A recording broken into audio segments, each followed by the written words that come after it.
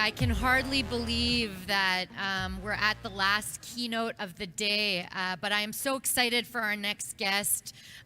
She's a 5-time world champion in competitive Counter-Strike, a longtime pro gaming icon.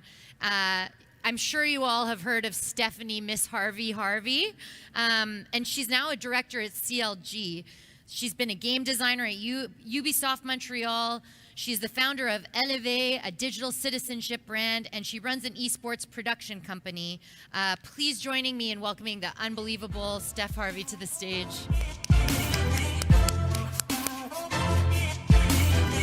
Hi. I'm so happy to meet you. Hi. Oh, it works. I can do like a little. Okay.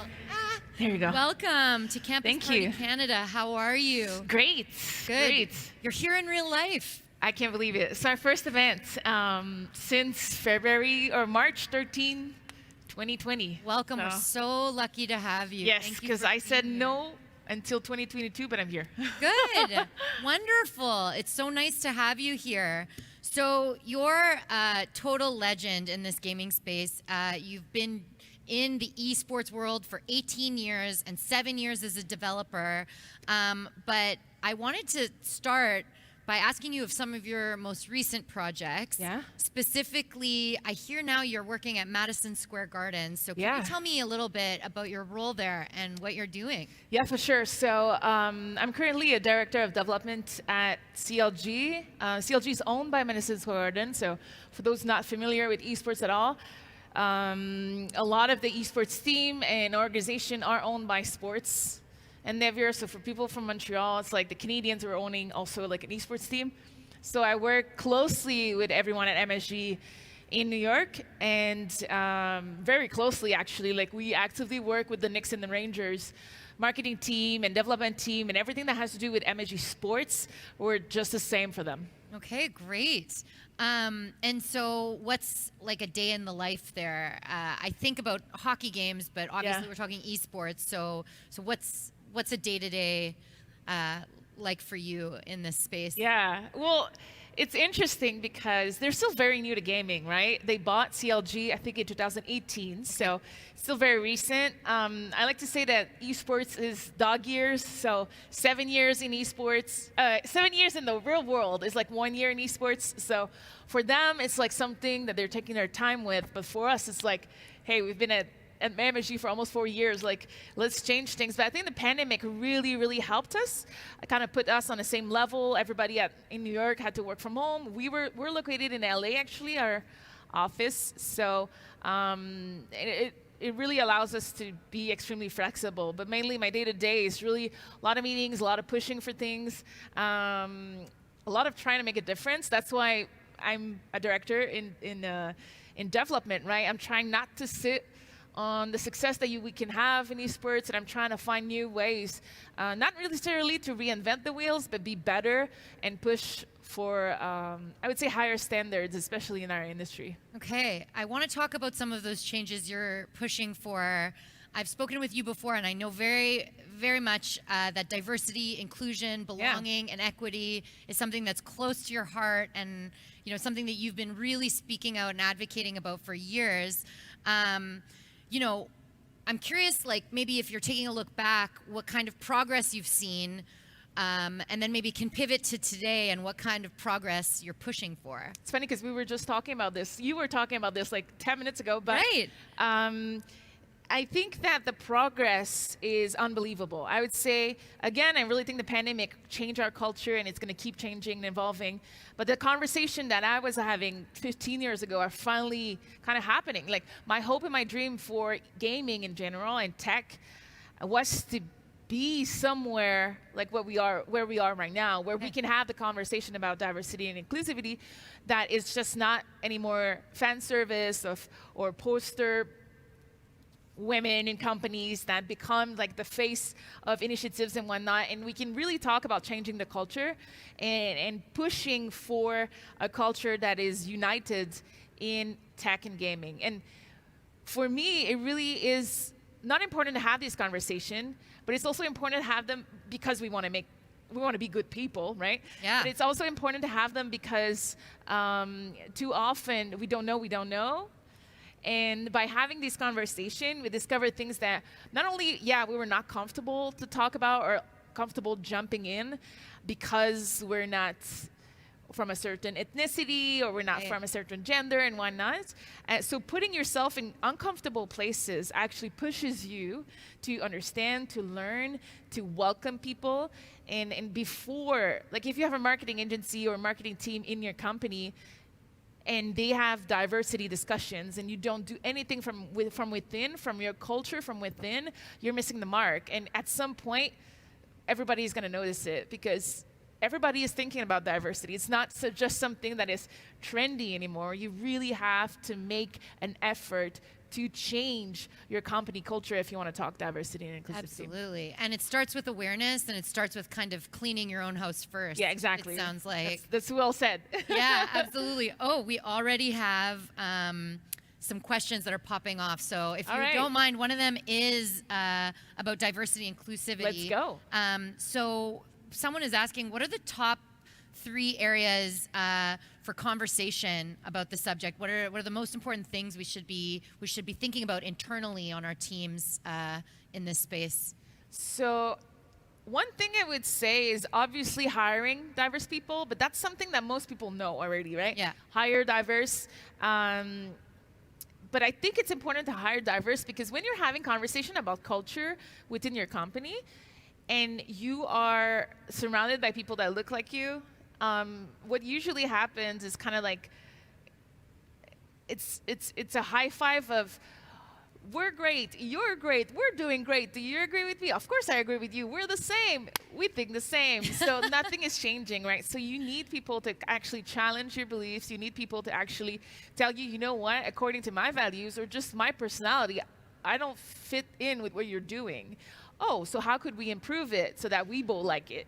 Yeah. So that you, who are different, like it just as much as me, who is also different, because everybody's different, right? So I think that it starts with obviously hiring diverse people. But the thing about sometimes initiatives is that you hire diverse people and you think your job is done. Like, oh, well, our company has 50% women. We're super diverse, right? But it doesn't mean because you have diversity in your company that you're doing the right things or you're doing it right. It's a start. You're having that conversation. You're doing an effort. But it really, for me, I like to say, you hold a lens. Your beautiful glasses. I'm gonna have to plug your beautiful glasses right now. It's like you buy these beautiful glasses, but the lens is like there's no lens, right? Right. So what's the purpose? You're not seeing anything better. You just look pretty, right? Right. But right now, they're functional as well, which is great because you put something on these lens. So you take the diversity and inclusivity lens and you put it on for everything that you do.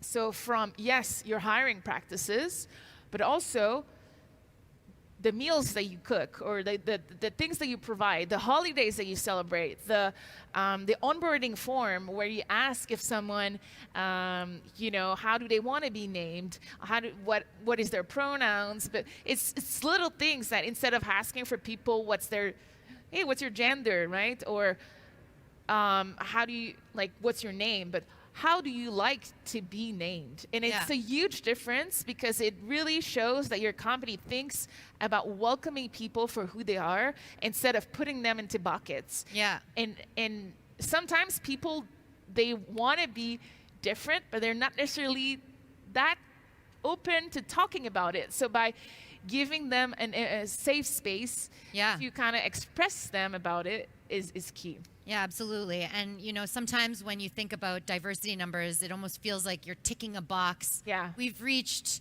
this percentage, but that doesn't actually say anything about your culture, doesn't say anything about retention. If people feel like they can be heard and seen for who they are, I'm totally hearing you. And just to close on that, because it was the top 3, I just thought about something else.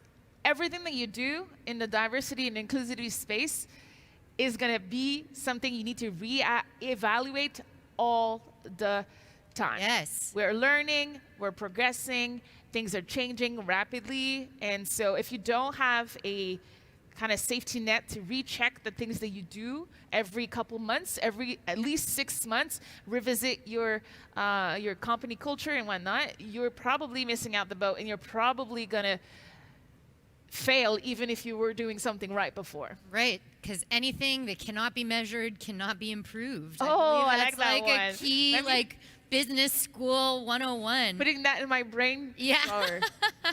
So we're speaking to a younger, audience that are in university or are just starting their career. And I'm curious, we talked about what executives and companies can do, but what message do you have for the next generation of people in this space about, motivating them to also be the change that they want to see in these cultures?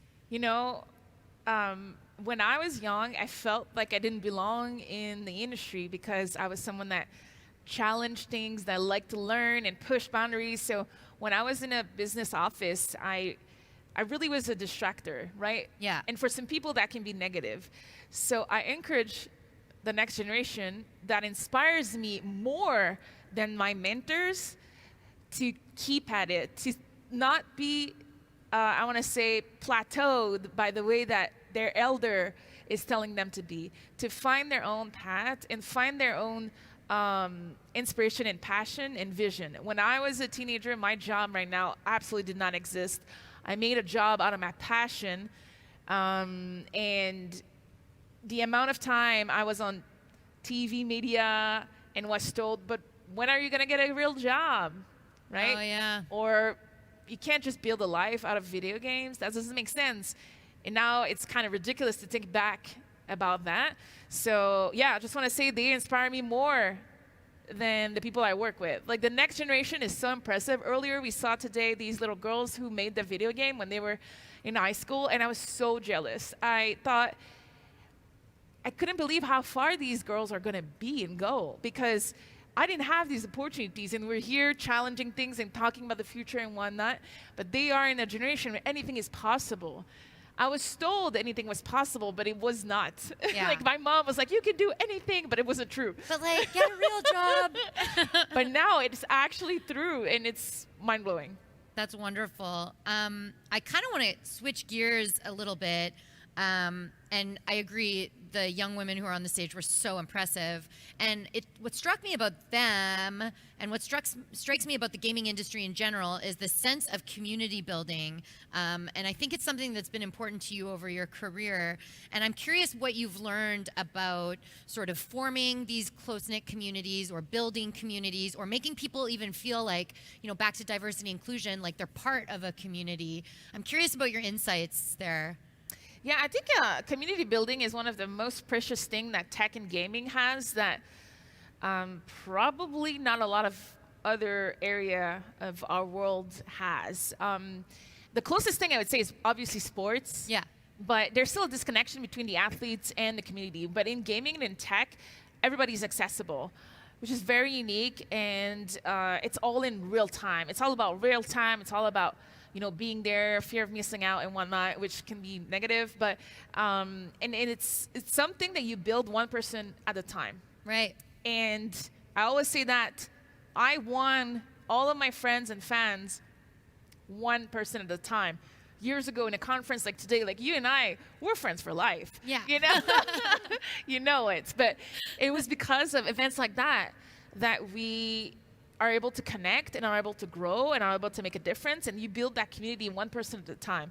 And sometimes you have people that are not endemic from our industry who think it's either easy or think they can just throw money at a community and it's going to be built by himself. And I think it's a combination of a very fragile ecosystem that we don't necessarily have the answer yet of what exactly, how do you make the best community as possible? And I think that's what's so great and so unique, and why everyone can find a space in gaming, or a game they like, or a community where they belong to, even if they feel like an outcast, even if they feel like they don't belong, they'll find somewhere and someone within our communities to call it home. And that's kind of what I found when I was a teenager.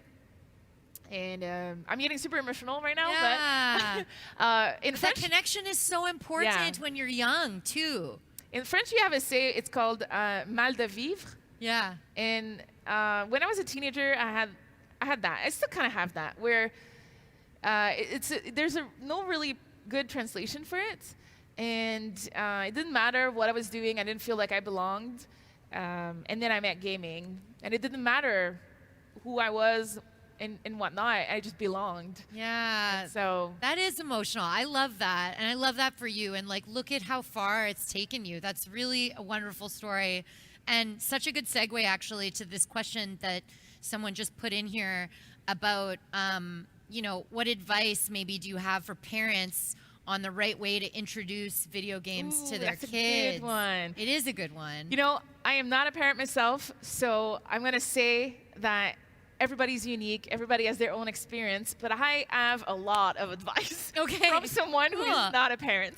I think that the most important thing is communicating with that person, your child, your brother, sister, your cousin, whoever, and making sure that that they are aware of that you are also there, and you want to help them, and you want to do and enjoy gaming in a responsible and safe way.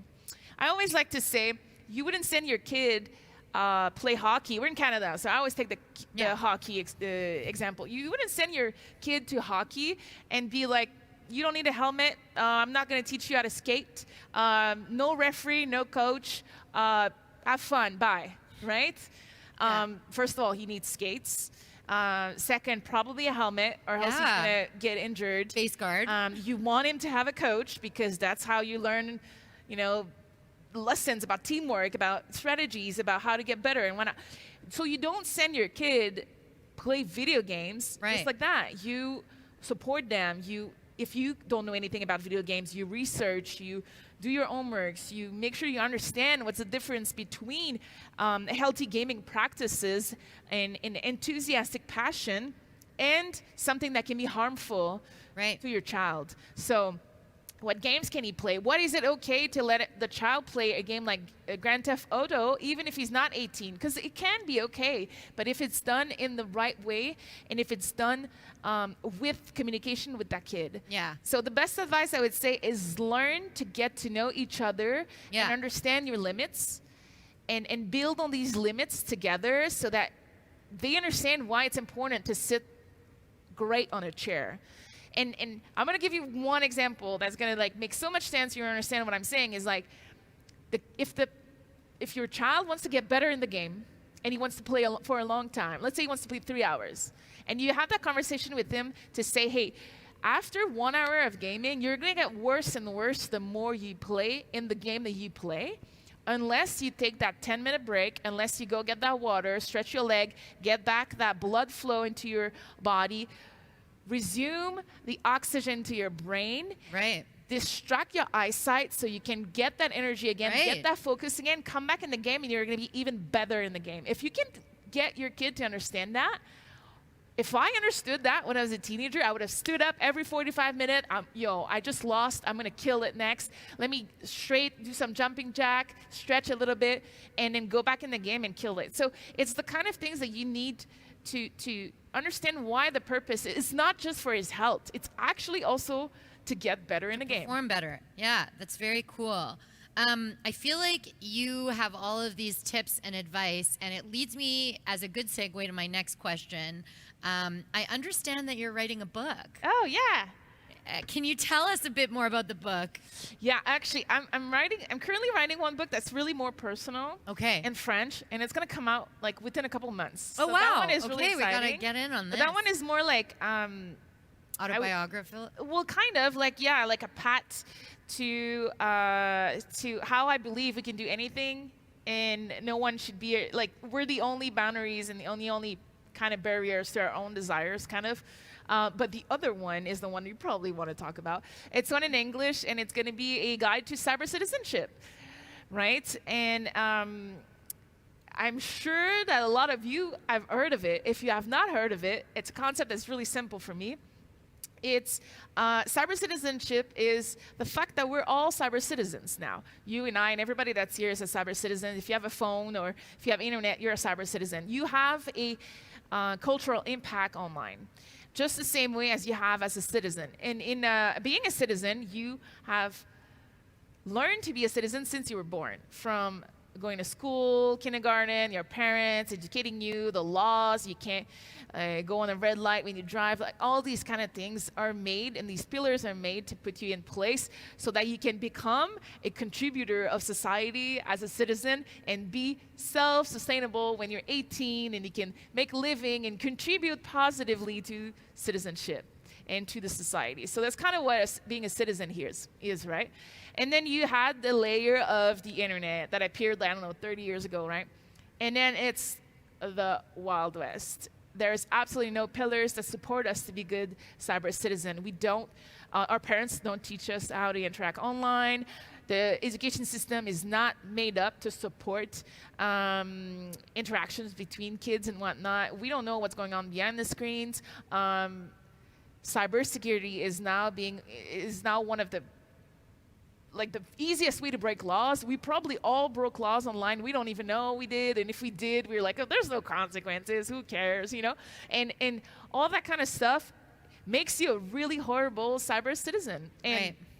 and for me, I'm writing this book because I want to raise awareness to our digital footprint and our cyber citizenship and how to become good cyber citizen, and cyber citizens that can have a positive impact on others while consuming and using the internet, but also for us. Yeah. Honestly, the amount of time that we've had a negative experience online, a lot of it is due to our poor cyber citizenship. And if that can be helped by just educating people, talking about this is why I started Elevate, like you mentioned at the top of this talk. And I just want to have these conversations, and I want to make sure that I light up a little light in the people's brain. Oh, I've never heard that term before. Or it makes a lot of sense. Yeah, absolutely. And just like, you know, the parent has to tell the kid, you know, that you need some skates and a helmet and whatever to play hockey, it kind of reminds me a little bit of this. You know, there probably are some pillars that we could all use in order to safely enjoy the world of the internet. We have a bunch more questions that just populated. One is not a question, but an hola from Ecuador. Someone from Ecuador is watching, so that's very cool. Oh, yeah. I went to Ecuador for campus party. Oh, yeah. Yeah, in 2014. Oh, wow. So, hola, mi amigos de Ecuador. A different time.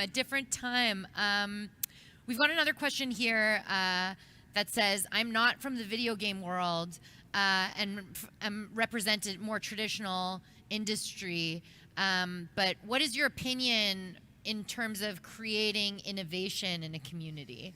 Yes. Okay. So I think we're great at creating communities, but we're not that great at innovating and making sure that the communities are vibrant and positive, I guess. Yeah. So I think it's really easy for us gamers to create a community, but at some point there's some sort of gatekeeping as well that comes in, where Okay. it goes back a lot to like us being nerds and being kept from being nerds because we're not cool enough, and now we're kind of reproducing the same social patterns within our communities. So if you're not in, then people won't necessarily let you in, you know. So it's just kind of like, it's very, very interesting on the sociability aspect. But what I would say is, to create communities, I think it's a 360 approach where the platforms, so companies, developers like game devs, users, everyone is kind of in it for themselves, and no one is thinking necessarily about each other. And there's a lot of laziness of, we're not going to fix the internet, it's toxic anyway. So, you know, we'll do the bare minimum, like ban some people, and that's going to be kind of what we feel like we belong. But I think that we're lazy in our creativity when it comes to building safe spaces, when it comes to building safe tools, when it comes to mental health, especially in these communities, when it comes to support when someone from that community is in need, and all around, I think it's, like I said, it's the 360 laziness approach from, yes, the user, who are not really demanding the companies to do these kind of things, but also the companies. Like, for me, a company like obviously Facebook with a lot of the things that, well, Meta, with a lot of the things that are happening, or Twitter and whatnot, like the big platforms, they need to do more. And I'm sure they're doing a lot behind the scene, but in front, it's for me, it's not enough. There's no reason why I can't put my account as a safe space if I want it. Yeah. Why not? Like, why don't we create these safe space for our users? Why don't we take care of our users? Because at some point, it's not going to be about growing the user base anymore. It's about not only maintaining it, because there's only so much a company can grow. At some point, if everybody in the world is connected, we need to take care of these people so that they stay, and they stay in a healthy way, and they contribute positively to that experience. So I'm going to say the creativity is essentially there, that I think we're really behind compared to the speed of technology, for example. Absolutely. I had a question here that I feel like relates, and so does, your work on digital citizenship. Who needs to be reading this book, or who needs to be hearing this message from you? Is it world leaders? Is it CEOs? I feel like students, are aware, but who are you trying to reach with this message? That's a really good question. Everyone. Yes. Anyone who has an internet connection, I bet. Everyone. So yes, our government people, obviously our education systems, teachers, parents. I want to say a lot of the people on in companies, like you mentioned, the question mentioned CEOs and whatnot.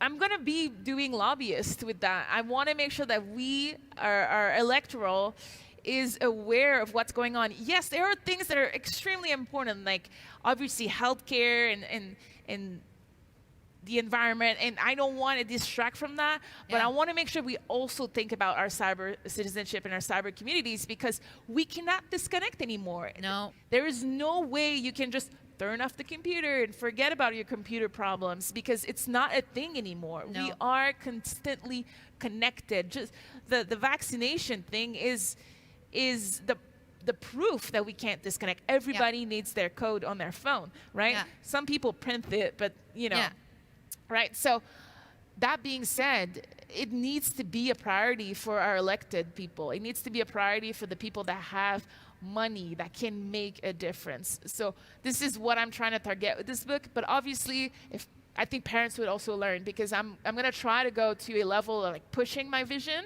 but also explaining for people who are not in video games or not necessarily consumer of the internet as hardcore as I am.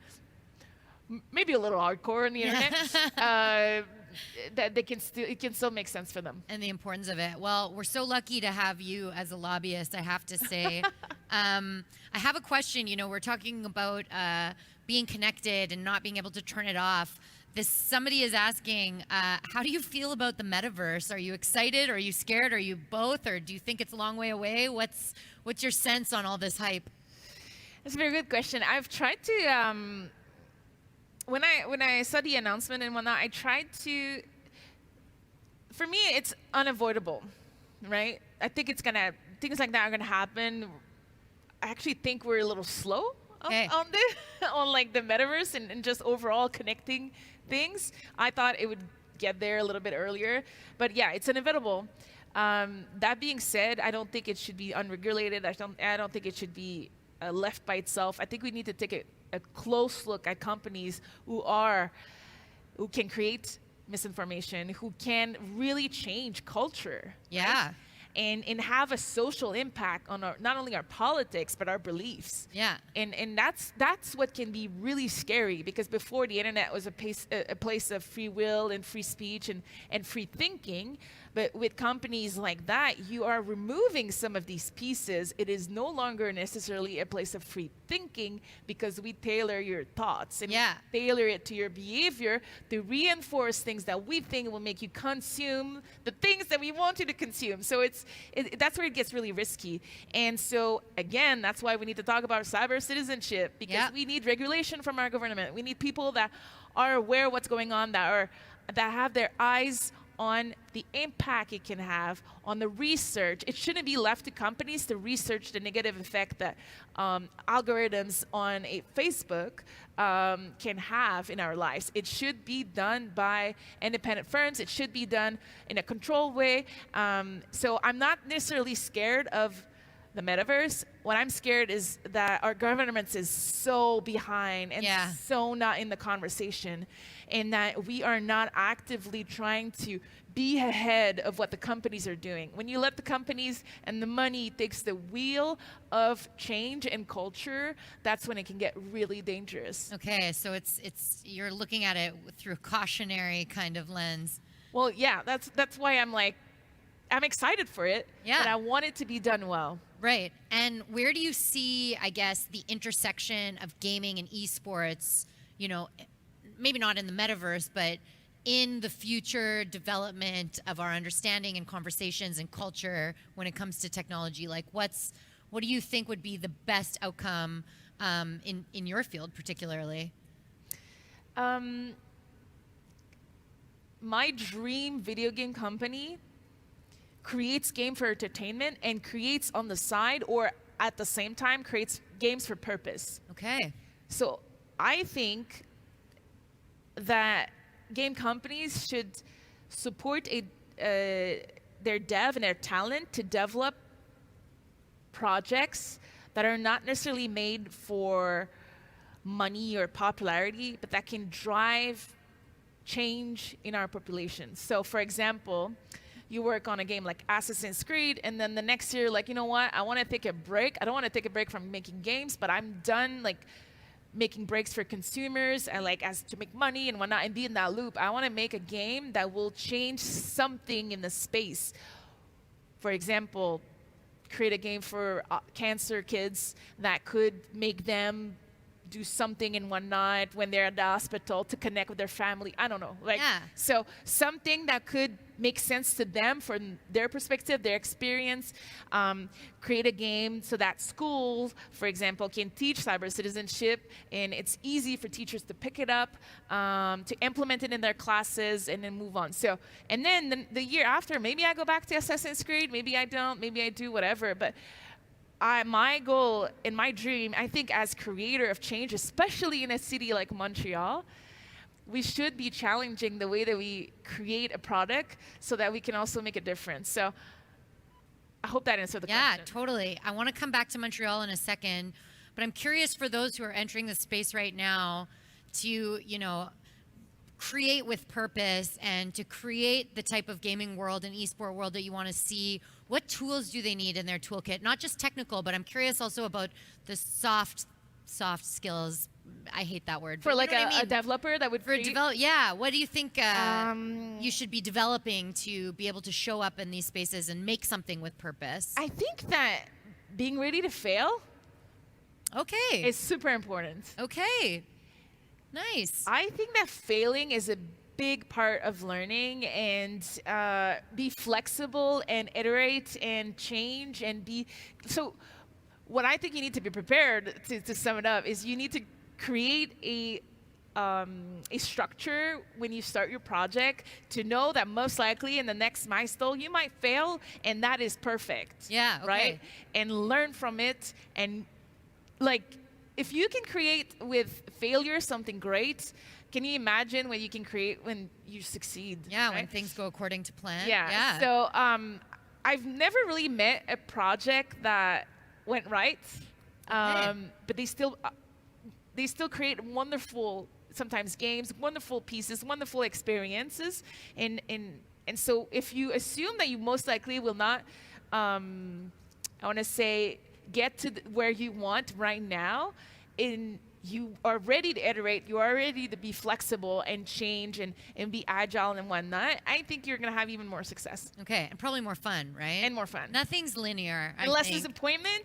Yeah. And a higher ceiling, I think. For sure. Not getting attached to the outcomes, but to the journey. That's a cliche, but I think it's true.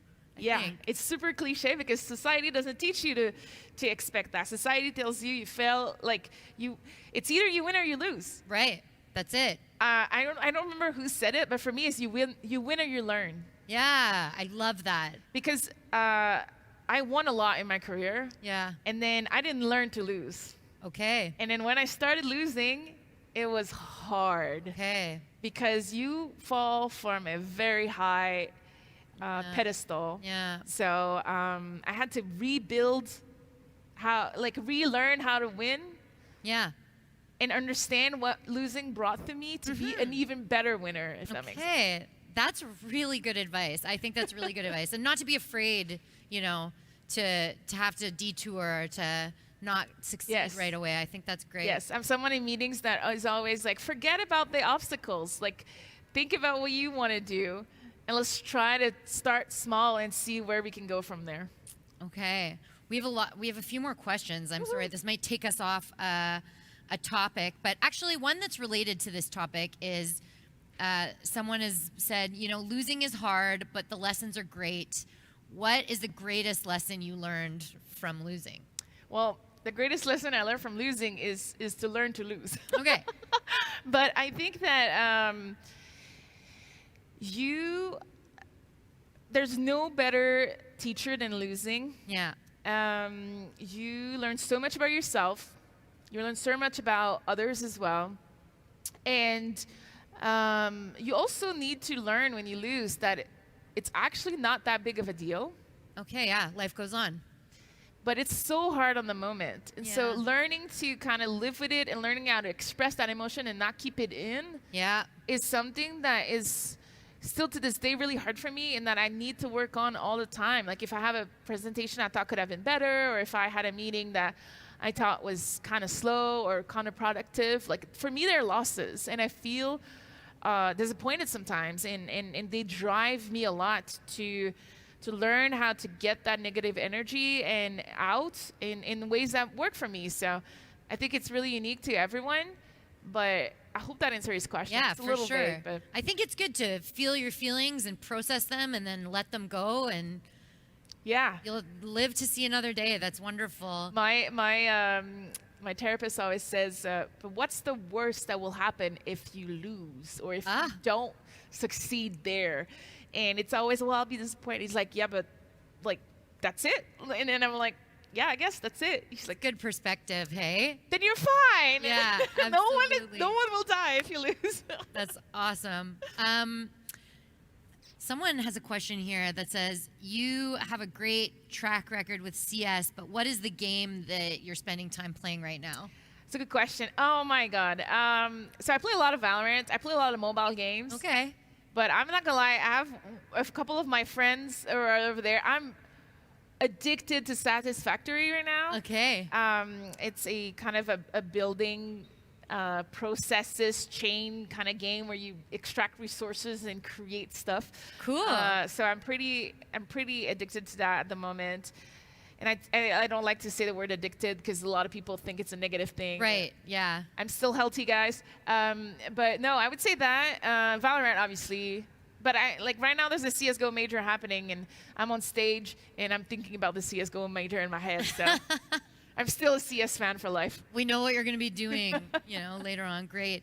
Another question we have, and we still have a few more minutes if anybody wants to fill them in, but someone has written, Esports has had amazing growth, but where do you feel the ambassadors like yourself need to spend more time to continue to promote and get the word out about this great space and this great environment? Well, I think there's different paths, right, in esports. I didn't choose the path of a standard influencer that consumes, how can I say this? I didn't choose the path of like a full-on content creator influencer that wants to get hype people to buy their stuff and push for people to join in their streams and watch their videos. Like I kind of dab at it, but for me, I really took the path of building things and making a difference and having a purpose. And that does lead to me having sometimes less impact than those people, right? So for me, my desire is that the people who have a big impact in our industry, who are the big streamers at the moment, and the content creators, and the TikTok people, and everybody, they're making a lot of money right now, and they're famous and whatnot, but what's next for them? Mm-hmm. Because when they start potentially getting bored of that, or when they start to want to make a difference and whatnot, and I think that's where we're going to see the biggest drive in change, because it's no longer going to be about fame and clout, but it's going to be about different people finding their niche after that. Yeah. Right now, it's so new that it's still about fame and clout and followers and subscribers and kind of like the star system around it. And I think that's always going to stay, but we're going to see people like, the only person that comes to mind right now for me is Leonardo DiCaprio, but I don't think that's the best example. But like if you look at his Instagram, every post that he posts is about environment, is about nature, is about wanting to make a difference, and he doesn't post about himself ever. Right. And he's still a very successful actor that is getting paid a lot, and that is in very big movies. So I think we're gonna get there where some of our influencers are about making a difference and about really pushing the boundaries, and game companies will want to hire them because they are these people, not just Right. because they have clout and followers and subscribers. And I think some people are kind of toward that path. I'm going to say an example like Dr. Lupo, who Okay. like raises a lot of money, millions every year for charities and whatnot. So he's kind of in that vein right now. But I want to see more of those people. I want to see these people starting to push to make the space better as well. Yeah. So, working for a purpose and for a meaning and to, contribute to something that's bigger than Yeah. your own self. And I mean, it's okay that not everybody is doing it. I think there's a place for everyone, but I can't wait for others to join us, Absolutely. I know we only have a couple minutes left. I wanted to touch on something you said about Montreal. Yeah, let's and talk I'm about this. curious, for those who are watching from elsewhere, why should they consider Quebec and consider Montreal a place to come and sort of go after those jobs that give them purpose and Yeah. meaning? Montreal for me, so I moved to Montreal in 2008. I'm from Quebec City, and obviously there's a big rivalry between Quebec City and Montreal. It's kind of fading away now, but it was pretty dominant in the hockey years in the 90s. Yeah. That's kind of where I was raised. So I moved here with a lot of misconception that we're completely shattered about the city when you actually live in it. And I think that what makes Montreal so unique in the tech world is that so I've traveled, lived a little bit around the world, and there's this tech versus creativity balance and artistic world that is unmatched anywhere that I've been. I think the reason is we're a northern country. We're a country with snow. Yeah. And I do think it makes a huge difference because in the winter, we have to entertain ourselves indoors. We can't go to the beach. We can't think about, doing outdoors activity and whatnot. And I really think it creates this unique space where artists can grow, can think, can try to change things, but also tech, like nerdier people, can actually experience the life without getting judged and whatnot. And, so it created this perfect balance where we have a lot of art schools and a lot of tech schools. And that is so unique. And when tech and art works together, we just watched a beautiful conference about Moment Factory. I think that a company like Moment Factory really expresses what Montreal is about. How do you merge two worlds that had nothing to do with each other 20 years ago and create these unique moments where talent in a city can flourish, can learn from them? A company like Moment Factory will have tons of employees that will all grow, create their own path, and eventually after 10 years in a company, maybe want to spawn a new company because they're thinking about this for the last 10 years and they want to create something and push it. And these people stay in Montreal. Yeah. These people continue to push the city, create that city culture that is multicultural. I always say that we speak Franglish or Eng French. I don't know what the other word is. And not in a way that sometimes we speak English, but sometimes we speak French. But we actually in the same sentence consume both languages, right? I have to force myself right now to speak English, and with my parents that don't speak English, I have to force myself to speak French. Yeah. I'm no longer just an English-French speaking person. I'm really like a multicultural facet. And to sum it up, Montreal for me is like I said, the perfect mix between art and tech. And when I was a kid, I was extremely tech and also extremely creative and artistic. And I don't know if I could have expressed that elsewhere in the world before it was cool. Yeah, cool. That's very cool. It's a place to hibernate, to incubate, to ideate. It's like all these things, you know. I'm not looking forward to winter, but you kind of have made me. We lift each other up. The city lifts each other up. Yeah. From the companies, the people that hire, the people that move here, the culture impact that festival have and whatnot. The fact that we don't die when winter comes. Yeah. And our brain survive. Our brain is extremely stimulated because there's nothing else to do. Yeah. So I want to spend the last bit of this time rolling out the red carpet for you. Can you tell us what you've got coming up, where we can follow you, how we can, watch out for your book and everything that you're doing? Well, I'm everywhere, so obviously Miss Harvey everywhere. There's so much to talk about that I don't even know where to start.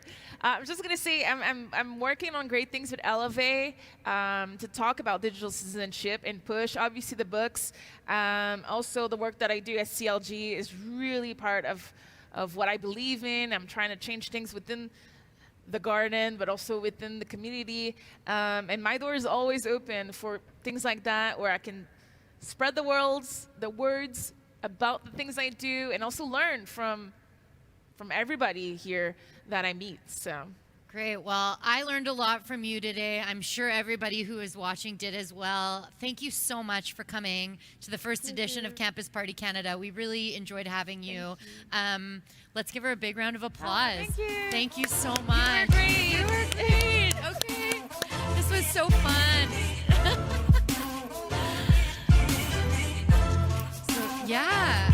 Stage left is perfect. Oh, my friends, I can't believe that our time together at Campus Party Canada 2021 has come to an end. I just want to say it's incredible. We had over 12,000 views in the past 3 days of the Campus Party Conference online. We had 175 questions coming from the audience, so thank you so much for engaging with us in this space. You made my job so much more fun. Thank you to our audiences who are watching out there from Canada, from the US, from Brazil, and from the UAE. You all tuned in, and we really appreciate it. This was such an amazing event. I feel full of inspiration right now, and I hope you do too. Thank you so much to our brilliant speakers sharing their big ideas with us about the future and all of the pathways that we can take in this space. Thank you to the audience who is here in real life. This is still a pandemic. We appreciate you showing up. Thank you to those who were watching online. Obviously, we couldn't do it without our partners, to the Government of Canada, Gouvernement de Québec, Ville de Montréal, Service Québec, Bell, Via Rail, Power Corp, Tourisme Montréal, our lovely host, the Palais de Congrès. Thank you so much for hosting us. To the Blockchain Research Institute, ULISM, Montreal International, and to our community and academic partners. We could not do it without you.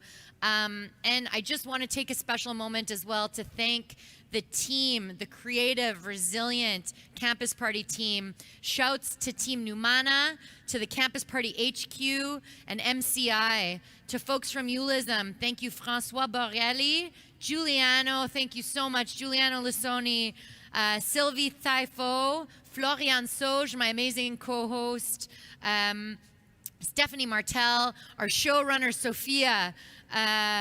We've got Alraj Isaacs, Asme, Scali, Hugo, Alize, Alicia, Alyssa, Stephanie, Mode, and our volunteers. We could not do this without you. We would also like to thank the teams at Expert Ease, Racine, and those who helped to start this Campus Party journey.